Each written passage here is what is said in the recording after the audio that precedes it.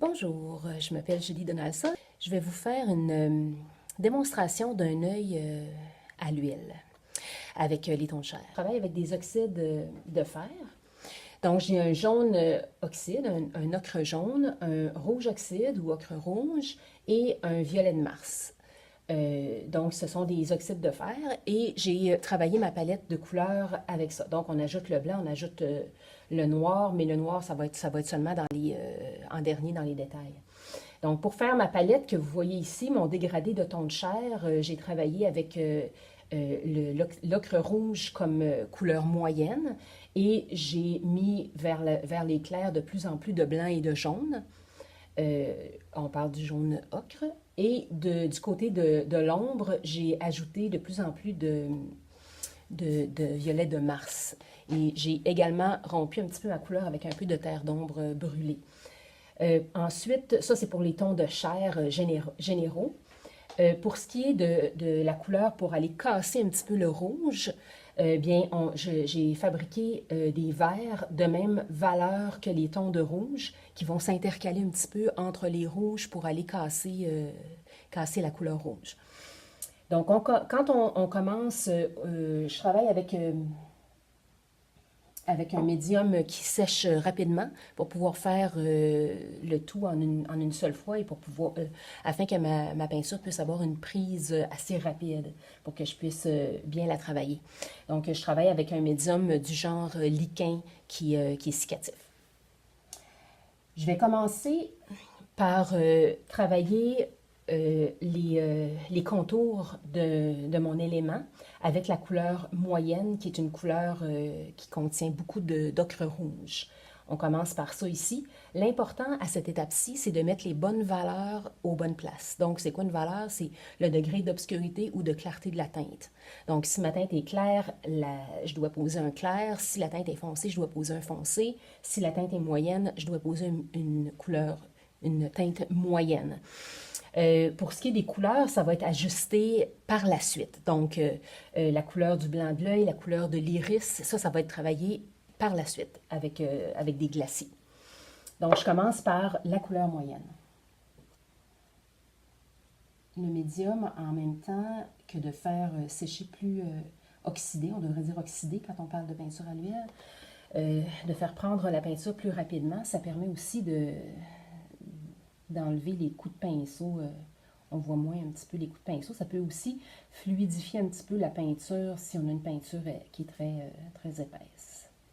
Donc, j'applique ma teinte moyenne aux endroits où je dois avoir du moyen.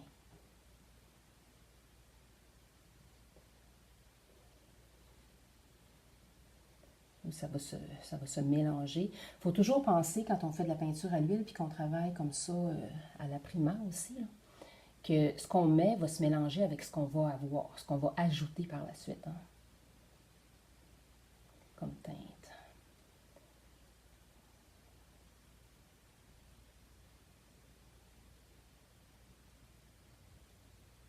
Quand on travaille l'iris ou l'œil, ce qu'il ne faut pas oublier, c'est que la paupière cache une partie de notre œil.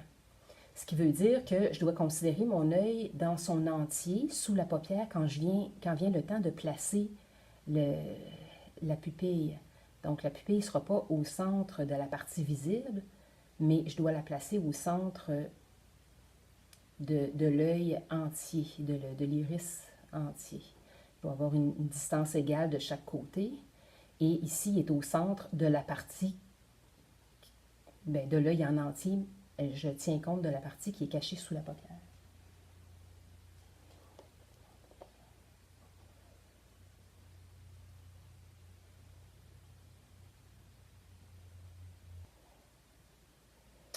L'iris ne sera pas de cette teinte-là au final, mais puisque la couleur va se mélanger avec la prochaine couleur que je vais mettre, ça va simplement donner une couleur moins vive. Ça va faire une couleur plus atténuée qui va être plus naturelle pour un iris.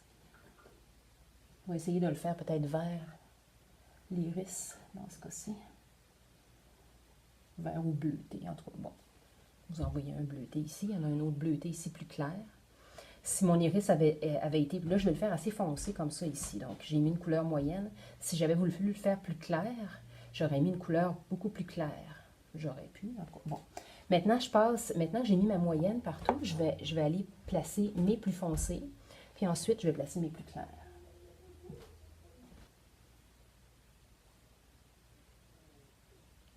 J'ai le temps de faire un tour complet. Ma peinture commence à prendre. Je vais y revenir. Mais si je la travaille tout de suite pendant qu'elle est très très fraîche, ça va trop être glissant. Il n'y aura pas assez de prise. Ça va se mélanger comme trop vite. Fait en faisant le tour comme ça tranquillement, je donne quelques minutes à ma peinture pour commencer à figer un petit peu. Puis quand je vais arriver pour mes mélanges, ça va être plus facile. Donc là, j'ai mis mes traits clairs. Maintenant, je vais travailler dans les teintes entre le trait clair et la couleur moyenne de passage. Donc, ces petites teintes-là ici, pour aller faire les liens entre tout ça.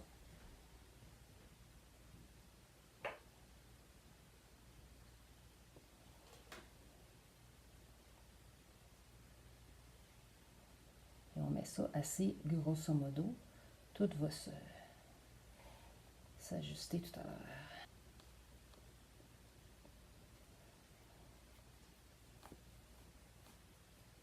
Je dois visualiser quels sont les endroits clairs, quels sont les endroits plus sombres et me concentrer là-dessus pour aller mettre la bonne valeur à la bonne place.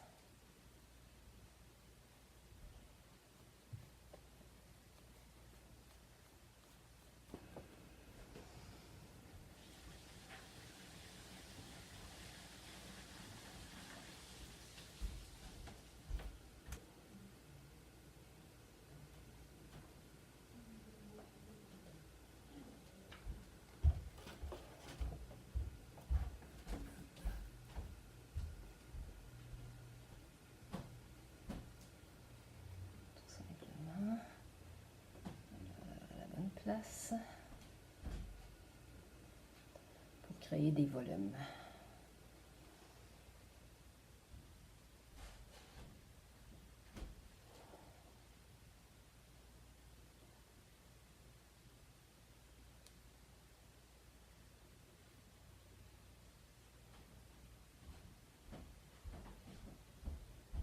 OK.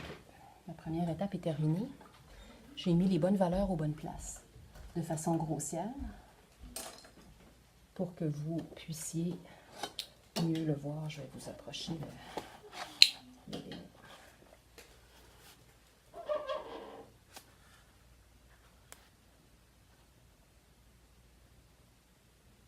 La bonne valeur aux bonnes places, qui est de mêler les nuances.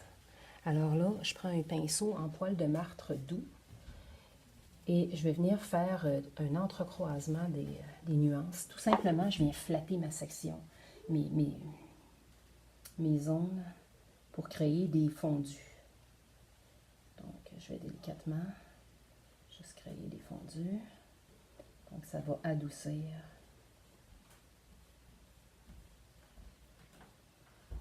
Ça va adoucir les étapes précédentes.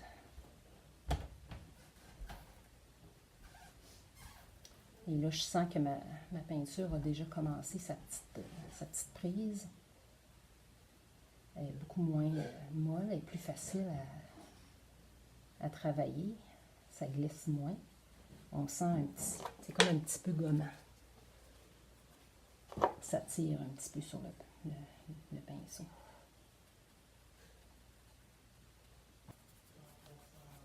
Il faut quand même travailler assez rapidement avec ce médium-là parce qu'il fige. Hein? S'il fige trop, bien, on est moins capable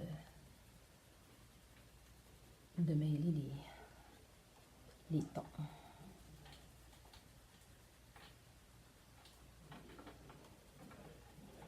Si on trouve que ça fige trop, bien là, on peut mettre moins de médium cicatif ou utiliser un autre médium là, du commerce là, qui, si on va avoir plus de temps, qui ne contient pas de cicatif et qui pourra à ce moment-là laisser plus de temps pour entremêler les couleurs. Mais à ce moment-là, si on utilise un médium qui ne cicative pas, bien là, on va avoir un petit peu plus... il va falloir attendre avant de retravailler sur la couche picturale parce qu'elle va rester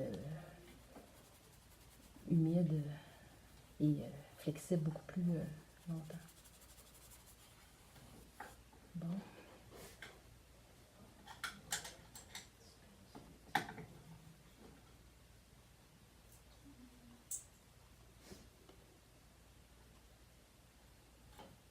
Donc, comme vous pouvez voir, il n'y a pas énormément de précision à cette étape-ci. On travaille ça un petit peu plus flou. On a surtout le souci de mettre la bonne valeur, le bon degré d'obscurité ou de clarté aux bons endroits.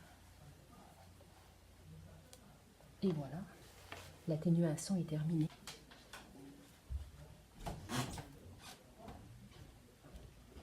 Donc, les tons ont été adoucis entre les contrastes. Je vais refaire un passage, je vais remettre mes nuances, mais là, je vais préciser avec un petit peu plus de précision. Je vais travailler avec un pinceau un peu plus petit, puis je vais essayer de faire encore plus attention là, pour foncer davantage les zones foncées et éclaircir les zones claires. La deuxième couche va enrichir la première.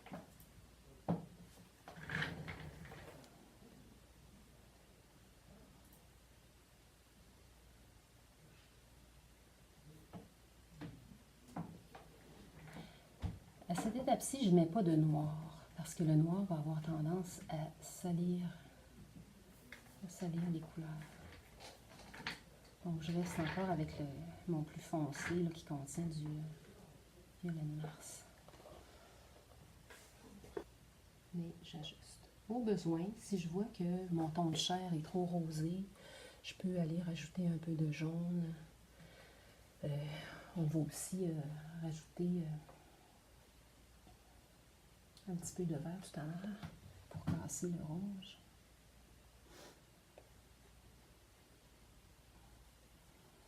Alors là, je vais devoir utiliser un peu de vert pour aller casser, enlever la rougeur. Le vert étant la complémentaire du rouge, ça va venir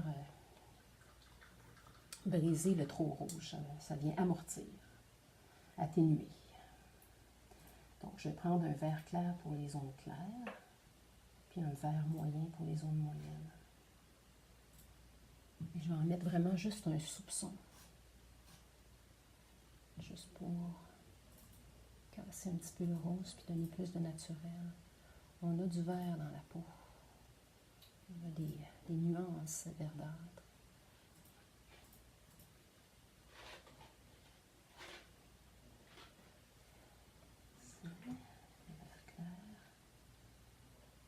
J'ai fini mon travail d'appliquer toute la couleur chair, estomper, appliquer un peu de vert à travers mon rosé.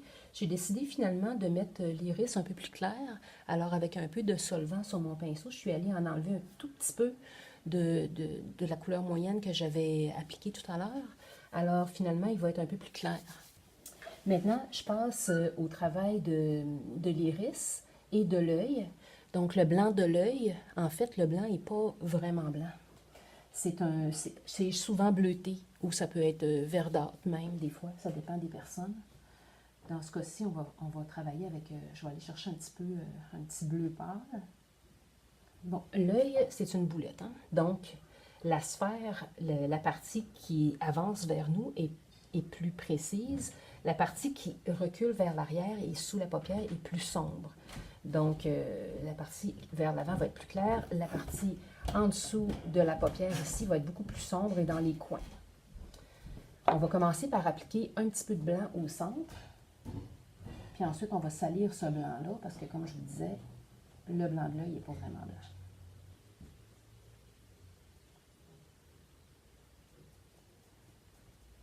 J'applique un petit peu de blanc ici. Ça ne fait pas vraiment blanc parce que ça se mélange avec ce que j'ai mis tout à l'heure qui était un ton de chair très clair. Fait que déjà, ça ne fait pas blanc en partant. Je m'approche un petit peu pour embarquer un tout petit peu sur les contours de l'iris. Là, je vais prendre un petit peu de bleu. Le bleu qui est assez foncé, mais on va le pâlir. Je vais en mettre ici dans les coins.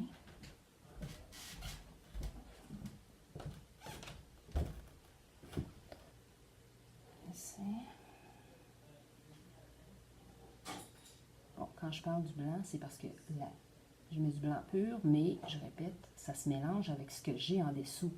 Donc, au final, ça ne fera pas vraiment blanc.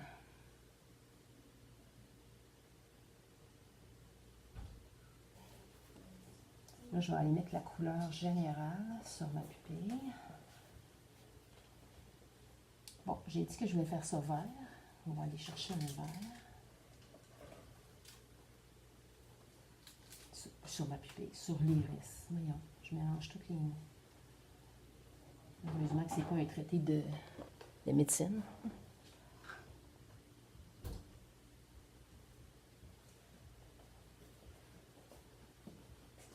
Ça va être vert, ça, les amis.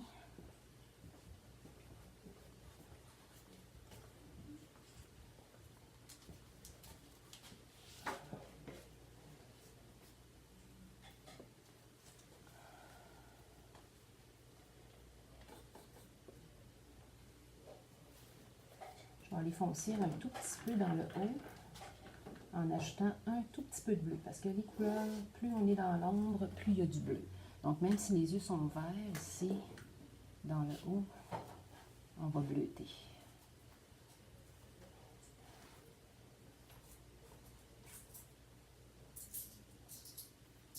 Autour de l'iris, on peut en rajouter un petit peu. Pas l'iris, la pupille, je rajoute un petit peu de bleuté. Je pourrais aussi rajouter un peu de bleuté autour de l'iris pour faire plus foncé.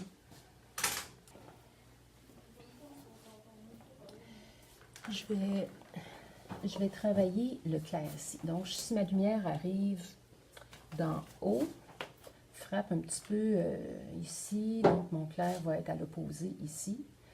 Je vais aller travailler ce clair-là. Mon œil est vert, donc si je veux éclaircir mon vert, je vais aller plus dans le jaune. Je mélange directement sur la toile, j'ai déjà du vert, donc si je veux l'éclaircir, je vais aller chercher un jaune, mon jaune ocre. Ça fait un peu trop vif. Je vais rajouter quand même un tout petit peu de blanc. Bon, je dis blanc, mais c'est plus la couleur chair que j'ai de très, très pâle. Mes tons de chair ont été adoucis. J'ai ajouté un peu de vert entre les nuances pour créer une cassure, atténuer un peu le rose, pour pas qu'il soit trop vif. J'ai retravaillé un peu le blanc de l'œil pour qu'il soit bleuté. Il va me rester à mettre encore un peu plus clair dans le blanc de l'œil et plus foncé dans le contour de la paupière ou les cils et le creux de la paupière. Violet de Mars, mélangé avec un tout petit peu de noir, un petit peu de médium encore, un petit peu de noir.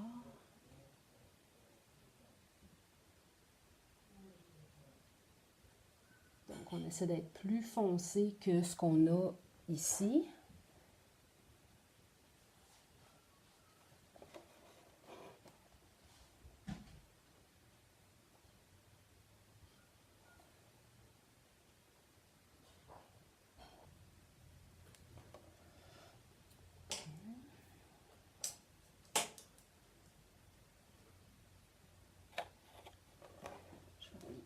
Adoucir ces petites lignes-là. Je vais juste effleurer la ligne pour l'atténuer un petit peu.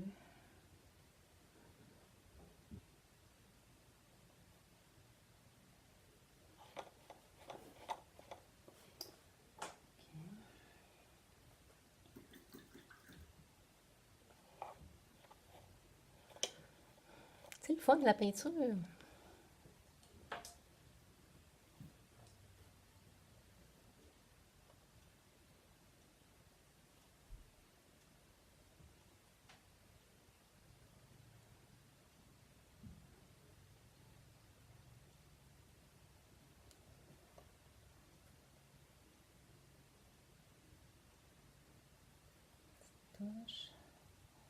Petite touche ici.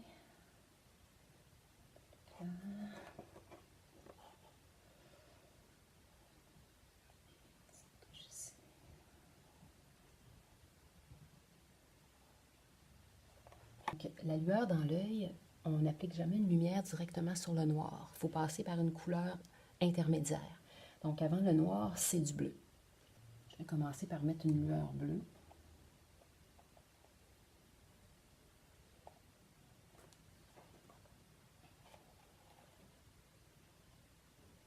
Je la floute un peu dans ce que j'ai ici. Et là, je vais ajouter le blanc sur le bleu.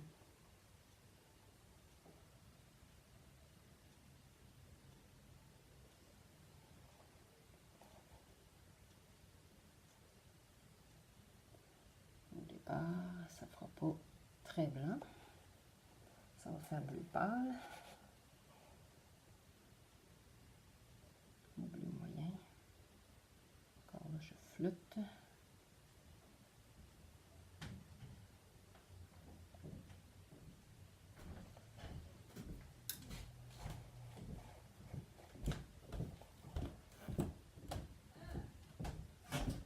Peut-être avoir des petits coups dans la lueur, des petites brisures qui donnent l'effet de l'ombre des futurs cils des Mont Blanc.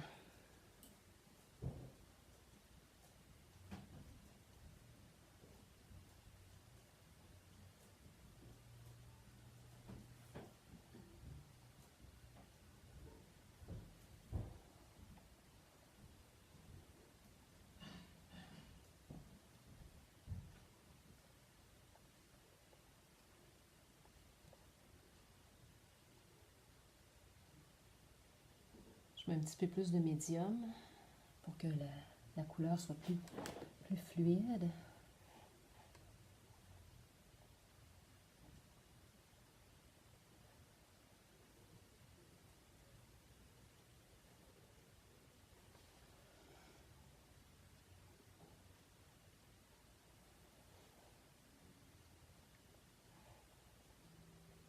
On suit le penchant de la paupière et on tire un peu vers le haut. Ça va être terminé comme ça. Je vous le montre de plus près.